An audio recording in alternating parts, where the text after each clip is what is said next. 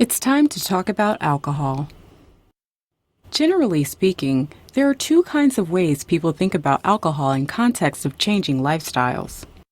Some drink whatever they want and have no problem with alcohol and its effects. They consider it a little refreshment from time to time, which might be every other night for some.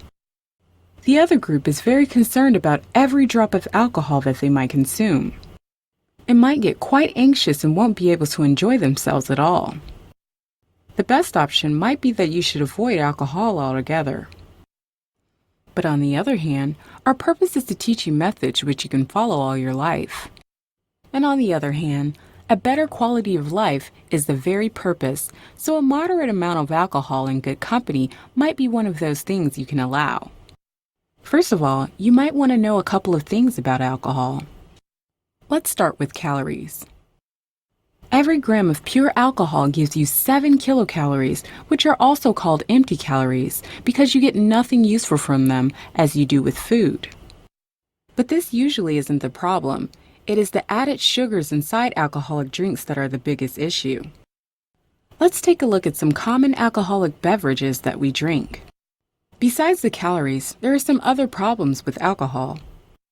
Alcohol reduces our willpower, and we overeat or snack much more often under the influence.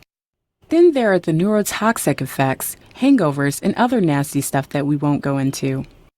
But all of this doesn't mean we should completely avoid alcohol or treat it like a poison. Alcohol is an integral part of our culture. The key is to be mindful of alcohol consumption. First thing, choose the correct alcohol.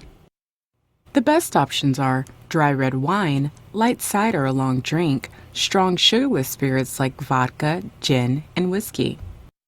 Avoid sugary alcohol like regular cider or long drink, sweet wine, and liquor. The second thing is to apply the same principles that we covered in the controlled indulging chapter. It is much better to plan ahead when, what, and how much you'll be drinking. It is much easier to do when you don't have every kind of alcohol lying around the house. The best way is to only buy what you drink.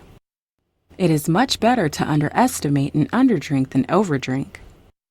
Of course, if this is never an issue for you, don't bother with this advice.